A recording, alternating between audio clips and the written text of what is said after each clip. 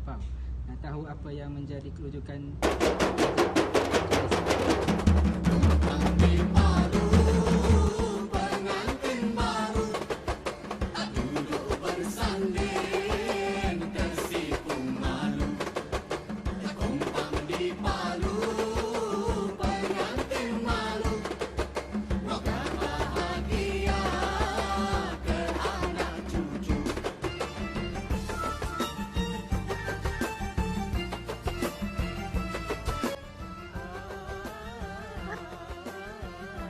apakah permasalahan yang boleh ditimbulkan dalam kajian ini?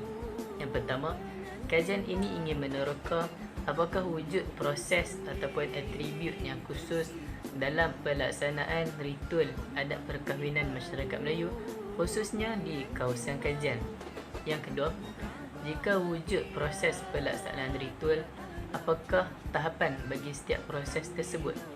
Dan yang ketiga, adakah proses pelaksanaan perkahwinan masyarakat Melayu juga mempunyai fasa yang sama seperti mana yang diketengahkan oleh Ben Ghani dalam kajiannya berhubung rites di Pasaj dalam perkahwinan masyarakat di Barat. Jadi setiap permasalahan mestilah ada persoalan kan? Nak tahu apakah setiap persoalan? Here we go. Senyum tawa dan gembira, sanak saudara semua, oh indahnya.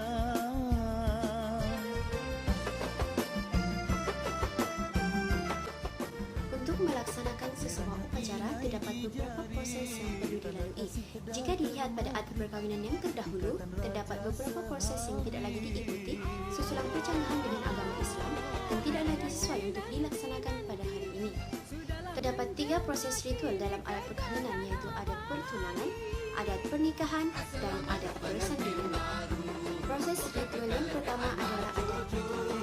Pada masa kini, terdapat sesetengah masyarakat ataupun keluarga yang tidak lagi melaksanakan adat pertunangan. Hal ini kerana mereka melaksanakan adat pertunangan dan adat perkahwinan sekaligus untuk menjimatkan kos. Pada zaman dahulu, pihak dari sebelah lelaki akan datang ke rumah pihak sebelah perempuan untuk merisik si gadis sama ada sudah berpunya ataupun belum. Namun pada hari ini ianya tidak lagi dilakukan kerana kebanyakan pasangan sudah mengenali antara satu sama lain. Pada proses ritual yang pertama ini, kedua belah pihak akan membincangkan tentang wang hantaran, dulang, mas kawin dan sebagainya. Setelah kedua belah pihak setuju, maka bacaan doa akan dilapaskan, cincin akan disarungkan dan jamuan akan dihidangkan sebelum pihak dari sebelah lelaki berangkat pulang. Proses ritual yang kedua pula adalah adat pernikahan. Adat pernikahan ini digalakkan untuk dilaksanakan di masjid-masjid yang berdekatan. Sub-proses yang penting dalam proses ritual ini adalah ijab dan kabul yang akan didahului dengan khutbah nikah untuk kedua pasangan. Setelah ijab dan kabul, taklik akan dibaca oleh pengantin lelaki. Kemudian, proses akan diteruskan dengan pembatalan air sembahyang dan pemberian mahar. Setelah itu, proses fotografi akan diteruskan di samping tetamu yang lain menjamu selera sebelum berangkat pulang.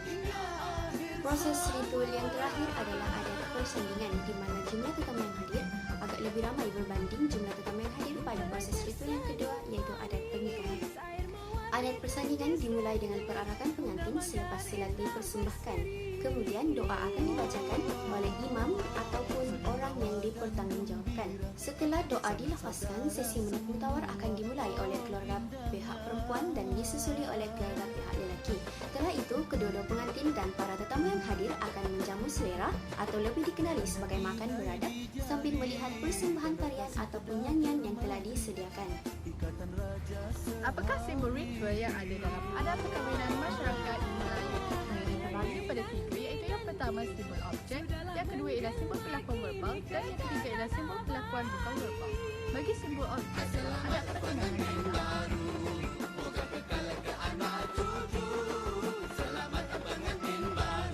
bagi simbol adat pernikahan adalah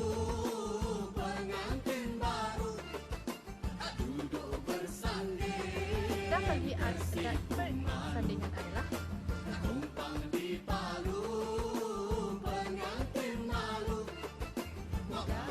adat pertunangan adalah pada adat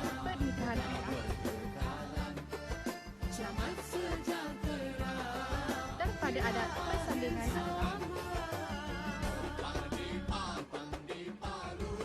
simbol perlakuan bukan verbal pula pada adat pertuturangan adalah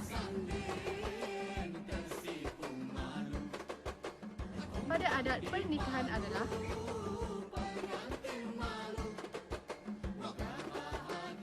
dan pada adat persandingan adalah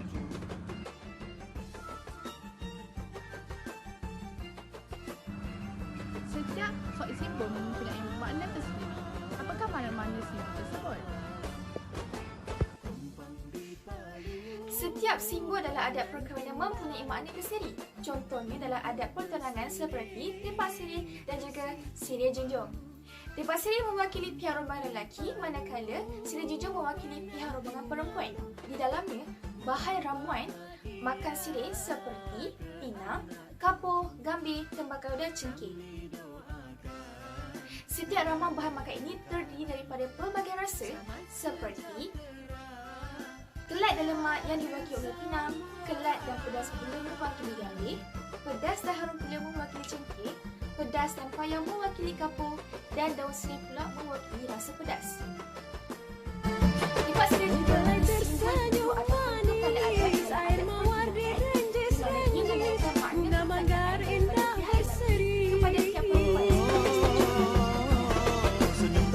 Manakala simbol dalam ritual adat saudara semua oh indahnya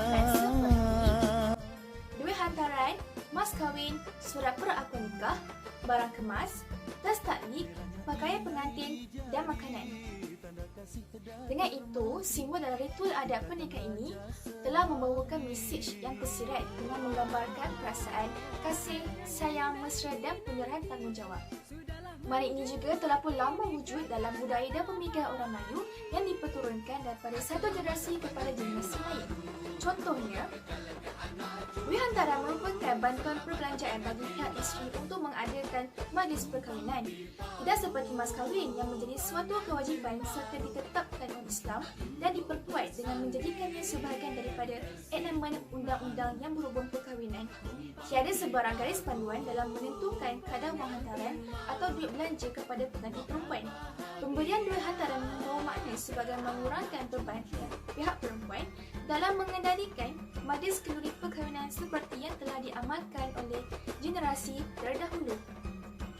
Jika kita lihat pada ritual adat persalinan pula, simbol objek yang digunakan adalah seperti kompang, bunga manggar, bunga semangat, bunga telur, bunga rampai, beras kunyit, air mawar, pelamin, pakaian pengantin lelaki, pakaian pengantin perempuan, pakaian ahli keluarga, makanan jamuan dan juga hadiah.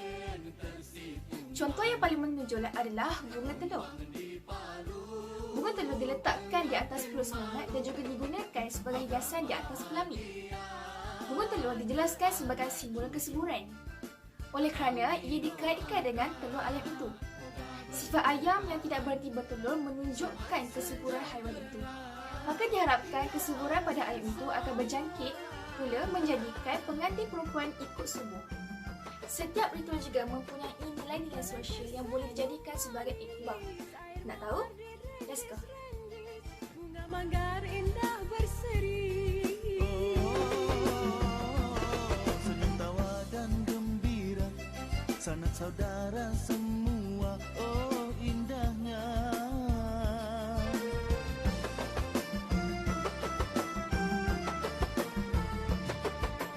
Batasan kajian ini difokuskan dalam konteks ritual dalam adat perkahwinan masyarakat Melayu di Sekincang, Selangor. Ritual dijadikan bahan utama penyelidikan untuk meneroka proses-proses sekitaran hidup yang dilalui oleh individu dalam tahap-tahap istiadat dalam adat perkahwinan masyarakat Melayu. Kepentingan kajian ini diharap dapat membantu memahami dan memperjelaskan lagi tentang ritual dalam adat perkahwinan masyarakat Melayu. Kajian ini juga dianggap penting dalam memberikan sumbangan khas dalam bentuk ilmu pengetahuan sosial budaya Melayu. Kajian ini juga diharap dapat memberi maklumat tambahan tentang ritual dalam adat perkahwinan masyarakat Melayu di kawasan Kalisari. Terdapat beberapa istilah dan perkataan yang digunakan. Yang pertama, ritual. Dalam kajian ini, Ritual adalah susunan yang membentuk rupa adat perkahwinan dari awal hingga akhir adat serta pelaksanaannya. Yang kedua, adat perkahwinan. Adat perkahwinan adalah peristiwa yang diadakan sebelum lelaki dan perempuan menjadi pasangan suami isteri yang sah. Adat perkahwinan merangkumi adat pertunangan, adat pernikahan dan adat persandingan. Adat pertunangan adalah rombongan pihak lelaki akan datang ke rumah pihak perempuan dan menyatakan hasratnya untuk memperisterikan seseorang perempuan. Adat pernikahan adalah pengakuan lelaki melalui lafaz nikah mengambil seseorang perempuan yang bersetuju menjadi teman hidupnya. Dan adat persandingan adalah pemakluman bahawa salah seorang ahli sesebuah keluarga telah berkahwin. Seterusnya, Aisyah. Terima kasih Fikri. Istilah yang seterusnya yang berada dalam kajian ini adalah perlakuan verbal dan juga perlakuan bukan verbal. Perlakuan verbal merupakan suatu perlakuan yang dilakukan melalui perkataan seperti bacaan doa, lafaz ijab dan kabul, lafaz taklid, khutbah nikah, kad jemputan dan juga lirik lagu kompang yang terdapat dalam adat perkahwinan yang mempunyai parameter tertentu. Manakala perlakuan bukan verbal pula merupakan suatu tindakan yang dilakukan merangkumi tata susila dan juga adab dalam adat perkahwinan, di mana ini dilakukan apabila berhadapan dengan orang lain yang disertakan semasa perlakuan verbal berlaku. Dalam kajian ini, perlakuan tersebut berupa tata susila dan juga adab-adab dalam adat perkahwinan supaya ia dapat melancarkan perjalanan ritual adat perkahwinan tersebut. Seterusnya ialah metodologi kajian dan teori penyelidikan. Penyelidik menggabungkan dua bentuk asas kajian bagi menghasilkan dapatan yang berkualiti. Penyelidik memfokuskan teknik ini pada pendekatan kualitatif, malah penyelidik turut menerapkan pendekatan kuantitatif untuk menyokong dan menguatkan lagi dapatan kajian. Data kuantitatif digunakan untuk menyokong data kualitatif kajian dan data kuantitatif melibatkan aspek demografi penduduk. Penyelidik menggunakan data kuantitatif dengan borang soal selidik. Kedua-dua kaedah ini terbukti adalah berkesan dan ini telah membantu penyelidik untuk mendapatkan pemahaman yang lebih terperinci dan tepat bagi menyiapkan penyelidikannya di kampus Lincah Selangor. Teori penyelidikan yang digunakan oleh penyelidik ialah antropologi simbolik. Penyelidik menggunakan teori pendekatan simbolik dengan deskripsi etnografi yang menjadi inquiry antropologi dilakukan dengan mengkaji cara individu memahami persekitaran. Pengkaji menggunakan pemahaman dan teori yang dikemukakan oleh Spencer, Clifford Geertz dan Victor Turner. Spencer yang menerangkan antropologi simbolik ini bermatlamat untuk membentuk suatu penafsiran berkenaan dengan sistem makna yang dikongsi dalam sebuah kebudayaan. Pendekatan simbolik menjadi simbol dan proses penlahiran simbol tersebut. Manusia memberikan makna kepada simbol untuk menangani persoalan-persoalan asas mengenai kehidupan sosial. Manakala menurut Clifford Geertz, manusia memerlukan simbol untuk memandu dan menyesuaikan diri dengan sistem makna yang ada dalam kebudayaan masing-masing. Bagi Victor Turner, simbol dianggap sebagai permulaan kepada sesuatu tindakan sosial dan merupakan pengaruh yang dapat ditentukan dalam memberikan kecenderungan kepada seseorang untuk menghasilkan satu tindakan. Oleh itu, untuk lebih memahami teori penyelidikan yang digunakan, penyelidik telah menganalisis 5 aspek. Yang pertama ialah rite of passage, ritual dan adat. Yang kedua ialah tanda, simbol dan makna. Yang ketiga ialah adat masyarakat Melayu. Yang keempat ialah nilai dalam budaya masyarakat Melayu. Dan yang kelima ialah simbol.